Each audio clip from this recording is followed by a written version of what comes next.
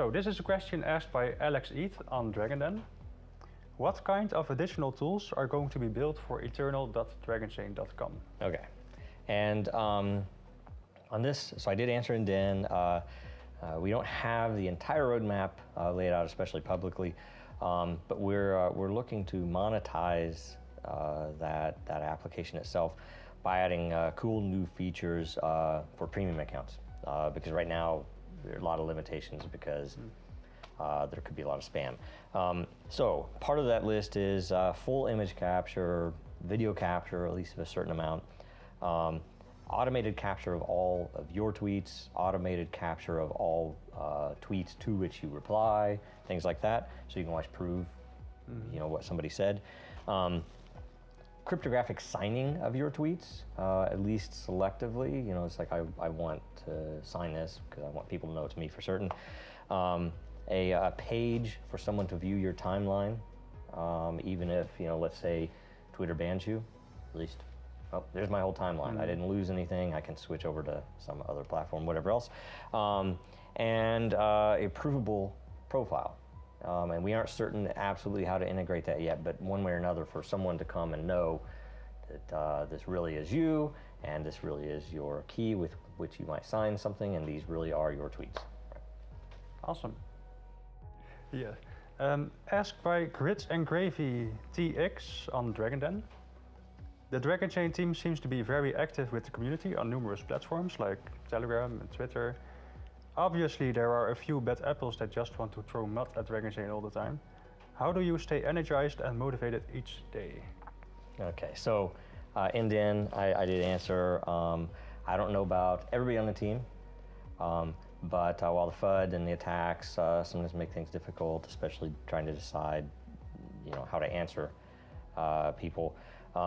The overall positive energy of the community does motivate, and especially when we get feedback for new ideas.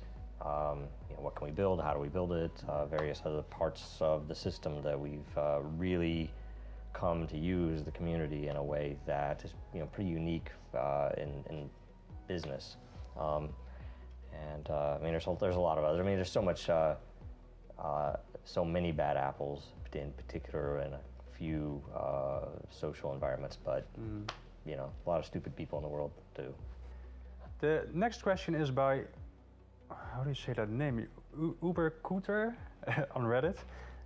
Can we get a time frame for when the early access program will end, and will we also be able to participate in running nodes after that? Okay, I've not answered it yet on Reddit. I will, or I hope to anyway.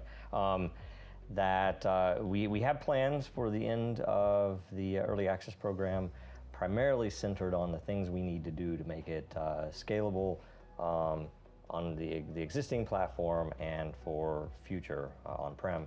And that is, requires applied DDSS to a node. It requires pooled verification nodes, so that even people with really low DDSS can still take part and can still have a fair and proportional reward for taking part. And then we're also looking to open source so that the verification nodes can be run on your own laptop or in your own environment if you're a business. So there are a few things in order, and we have, it's coming. It's coming as soon as we can get it to come, so it won't be long. Awesome. This is a question asked by Jay Lubeck on Dragonchain. When are the DDSS requirements going to be lowered for the L2, L3, and L4 nodes? Right, because they're very high right now. And that was primarily because we've been testing and retesting, and we've had a few very valuable results that we've been able to handle and to make sure everything's going to work. So it's designed, it's scheduled, it's being built right now. The answer soon. It requires first applied DDSS. That is taking your entire DDSS and saying I want to apply 1 million DDSS to this node, right? That's application of it, and that's being written right now, being built. The second is pooled nodes.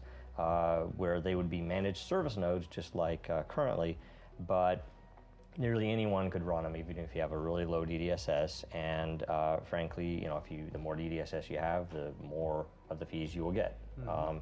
So it's particularly valuable for everyone, and for us, it's very scalable. We don't have to worry about some of the inherent costs that are there otherwise. Then the third and a major thing is the planned open sourcing of the core platform, which among other things will allow someone to run verification nodes in their own environment or on their own laptop, their own desktop. And since it's not a proof of work, it's something that you really could run on your laptop. It's not a big deal. So mostly just requires the connectivity, and we're really trying to hit that hard as soon as we can, because then all of a sudden you have much greater decentralization at a lower verification level. That is, right now we're leveraging level 5s, Bitcoin, Ethereum, and so on, to really decentralize the proof. But with this, we'll have a much more robust network.